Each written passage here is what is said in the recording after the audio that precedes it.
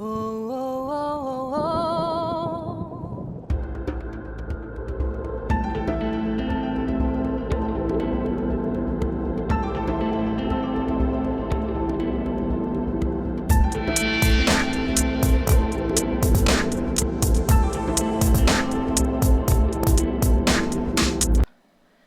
Bonjour à tous, dans cette vidéo, nous allons montrer que Dieu se révèle dans sa parole.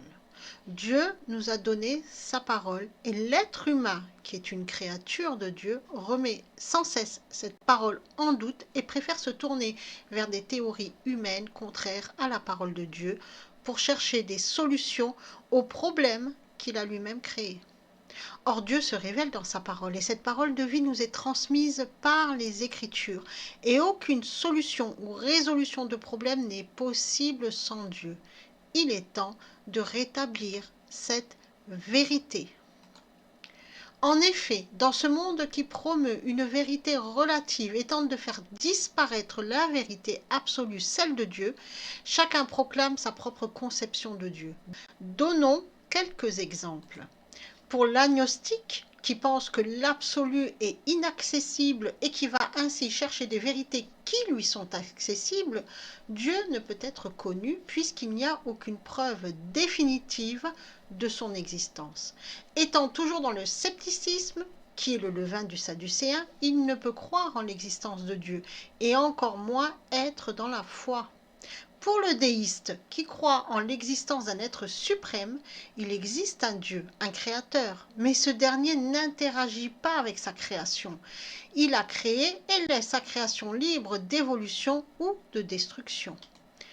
Pour le théiste qui affirme que le principe du monde et de toute chose est un Dieu unique, transcendant au monde, il croit en un Dieu unique, un grand architecte de l'univers, un Dieu qui régit l'univers et qui ne peut être connu qu'au travers d'une pratique qui n'est pas nécessairement religieuse. Dieu peut se faire connaître au travers de la science, de l'histoire, de l'ésotérisme, de la méditation, etc., etc. Pour l'apathéiste, ou l'indifférent religieux, la question de l'existence ou de la non-existence de Dieu ne possède aucun intérêt ni aucune utilité. En vérité, l'apathéiste est un philosophe et il règne en philosophie un certain scepticisme, théorie selon laquelle Dieu échappe à l'expérience reproductible et donc il ne peut être connu avec certitude. Cela rejoint l'agnostique. Pour l'athée, celui qui dit ne croire en rien, mais qui forcément, rien qu'en affirmant cela, il croit en quelque chose, il croit au rien, au néant, à l'absence de Dieu. Il s'oppose au déiste et va chercher le but de la vie dans d'autres idéologies pour combler son vide. Pour le mystique, Dieu ne se connaît que par une révélation intérieure, intuitive. Le mystique ne s'appuie sur aucun texte, mais une illumination reçue, une révélation intérieure. Ce courant mystique a fait beaucoup de tort à la foi, et certaines nouvelles révélations se sont imposées aux croyants comme vérité. Enfin, pour l'humaniste, l'homme peut se passer de Dieu, puisqu'il n'a rien à apprendre de Dieu. C'est le plus dangereux. L'humaniste se veut meilleur que Dieu et se dit lui-même que l'homme est naturellement bon, donc il n'a rien à attendre de Dieu, et pire même, parce que c'est à cause de Dieu qu'il se gâche.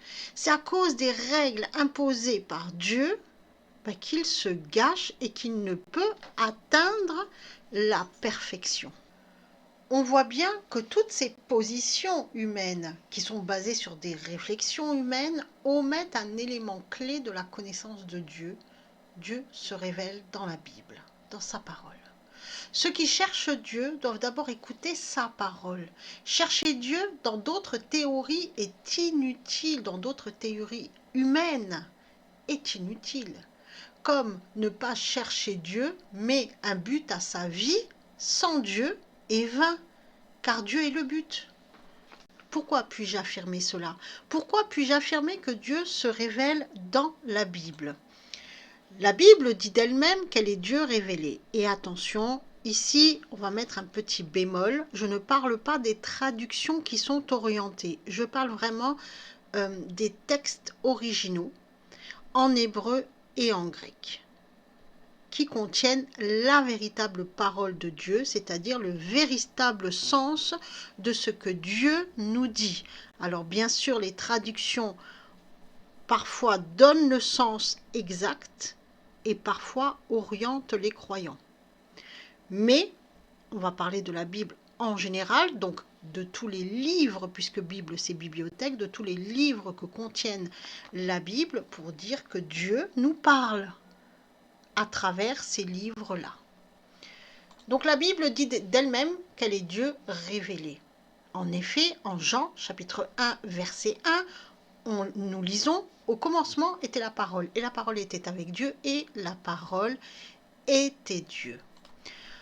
En Jean chapitre 1 verset 14, nous lisons « Et la parole est devenue chair, et elle a habité parmi nous, et nous avons contemplé sa gloire, une gloire telle qu'est celle du Fils unique venu du Père, pleine de grâce et de vérité. » En Jean chapitre 1 verset 18, nous lisons « Personne ne vit jamais Dieu, le Fils unique qui est dans le sein du Père est celui qui nous l'a fait connaître. » Si on lit ces 3 versets du chapitre 1 de Jean, on comprend que le Fils de Dieu, Jésus-Christ, est la parole, mot parfois traduit par verbe.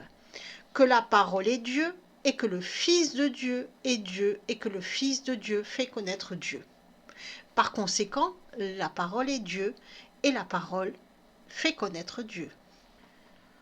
Donnons à présent la définition du mot Bible selon l'écriture originelle. Habituellement, on nous dit que le mot Bible signifie bibliothèque, c'est ce que je vous ai dit précédemment, c'est-à-dire un regroupement de livres. En effet, la Bible contient des livres. En ce sens, la Bible est effectivement une bibliothèque.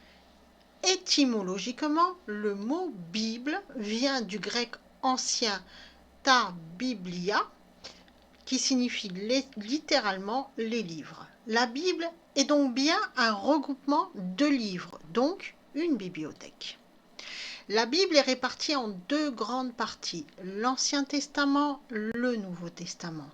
Le Nouveau Testament permet d'éclairer l'Ancien Testament et l'Ancien Testament permet de donner la véritable lecture, une bonne lecture, on va dire ça comme ça, du Nouveau Testament. L'un éclaire l'autre, l'autre éclaire l'un.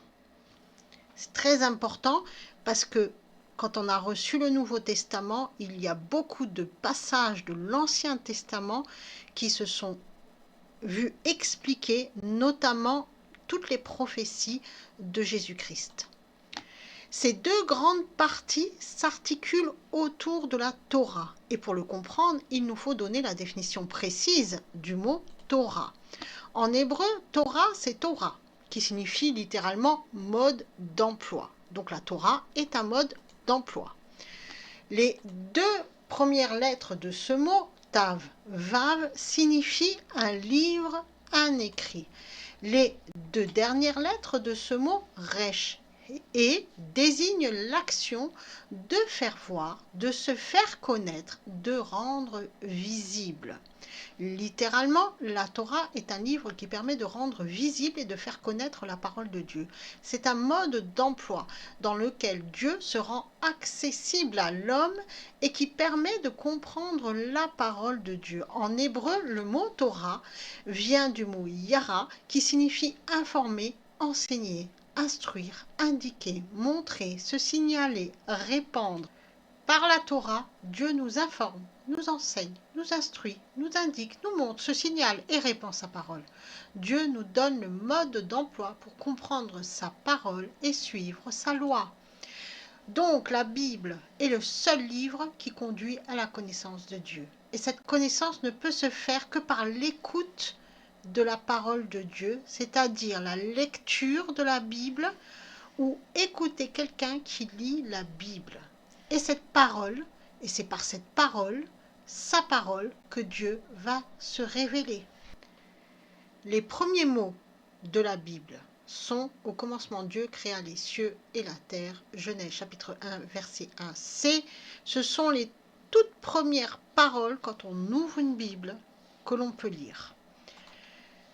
Dès les premiers mots, et même dès le premier verset, dès le premier mot du premier verset, Dieu se révèle, et plus précisément avec ce premier mot au commencement en hébreu Bereshit. Ce mot révèle à lui seul tout le plan de Dieu. On va en donner quelques exemples, mais on peut aller beaucoup plus loin. Par exemple, dans ce mot Bereshit, on a Reshit, qui veut dire au commencement. Dans ce mot Bereshit, on a bara, ça veut dire il a créé.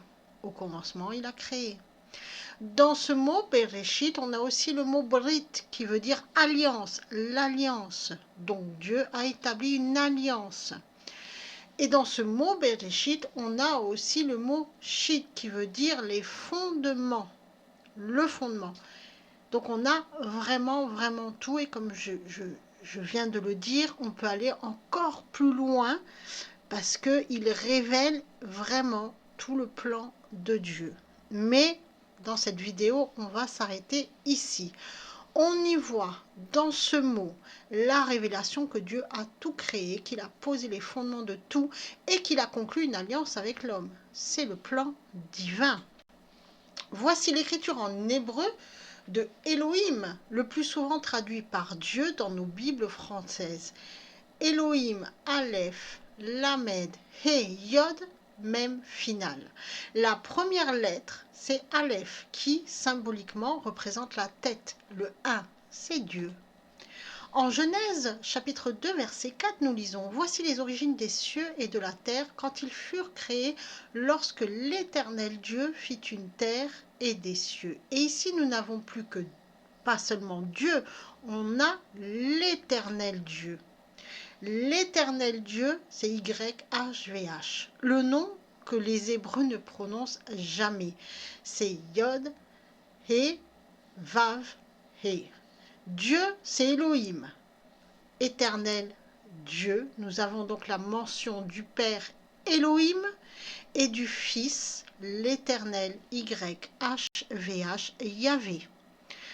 Voyons un petit peu ça de beaucoup plus près. L'éternel Dieu. Dieu, c'est le Dieu immanent, le Père Elohim, le Créateur, celui qui a conçu le plan, celui qui donne l'existence, le Créateur de toutes choses. L'Éternel, c'est le Dieu transcendant, le Dieu de la relation, c'est le Dieu qui parle, c'est Jésus. C'est le Dieu qui s'abaisse à l'homme pour lui parler, pour lui remettre la parole. C'est le Dieu qui a tout construit par la parole. C'est le Fils. YHVH, c'est la source extérieure de toute chose. C'est lui qui fait être. C'est lui avec qui on a une relation et qui fait connaître le Père. Cette vérité est rappelée par Paul en Colossiens chapitre 1 versets 16 à 17. Parce qu'en lui ont été créées toutes choses, celles qui sont dans les cieux et celles qui sont sur la terre, les visibles et les invisibles, soit les trônes ou les dominations ou les principautés ou les puissances, toutes choses ont été créées par lui et pour lui. Et en lui est avant toute chose, et toute chose subsiste en lui.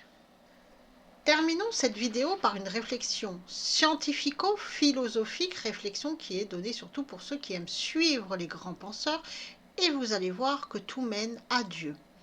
Aristote, philosophe grec, grand érudit et médecin qui a vécu au IIIe siècle avant Jésus-Christ, avait émis la théorie que l'univers était stable, éternel et infini. Cela suppose donc que l'univers n'a ni début ni fin, puisqu'il est éternel. Il a toujours existé et sera existant pour toujours. Cette pensée fut celle des grands philosophes grecs de cette époque.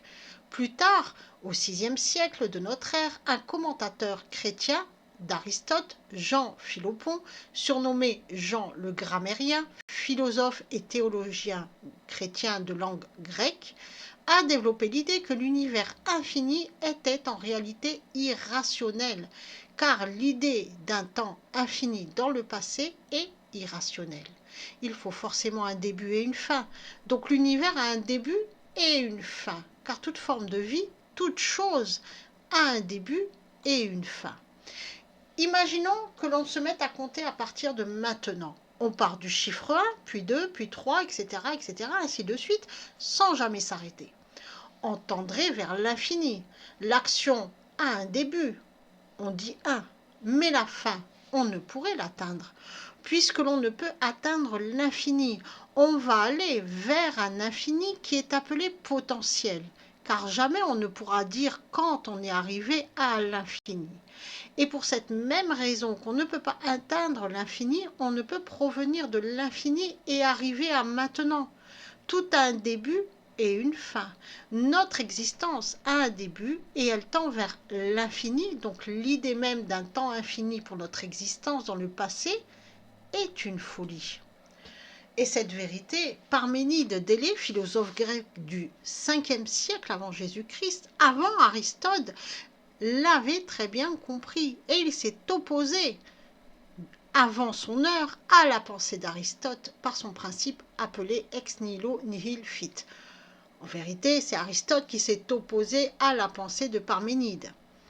Ce qui signifie ex nihilo nihil fit signifie que du néant absolu, rien ne peut sortir. En effet, si l'idée d'un temps infini dans le passé est irrationnelle, c'est que l'univers a forcément un début et aura forcément une fin. Mais rien ne peut surgir du néant absolu. De rien, rien ne peut surgir, pas même le temps. Donc l'univers n'a pas pu surgir de rien, du néant. Il y a forcément quelque chose qui est arrivé. Et il y a forcément quelque chose qui existait déjà. Et donc, il n'y a jamais eu de néant absolu. Il y a quelque chose qui a toujours existé et qui a fait surgir l'univers. C'est la cause, parce qu'il faut une cause. Et de cette vérité, rien ne peut surgir du néant et que l'univers est forcément né de quelque chose, et ce quelque chose ne peut pas être rien, on peut supposer deux choses. La première supposition est de dire que l'univers a toujours existé. C'est la position de Parménide. Mais si l'univers a toujours existé, il serait donc infini.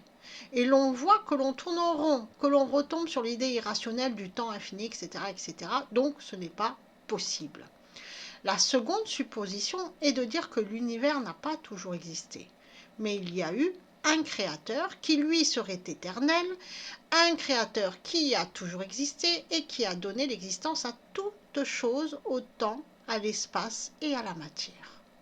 Et que ce créateur serait en dehors du temps, de l'espace et de la matière.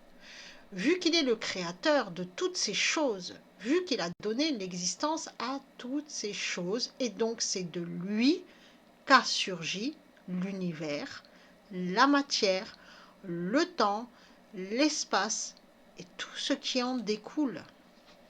Cette seconde supposition, c'est celle de la foi. Et c'est celle aussi qui nous est montrée en Genèse 1.1, au commencement, Dieu créa le ciel et la terre. Et l'on voit bien qu'elle ne peut être contredite par la réflexion philosophique, alors que la réflexion philosophique aboutit forcément à une contradiction philosophique. Et on voit là toute la sagesse de Dieu. Soyez bénis.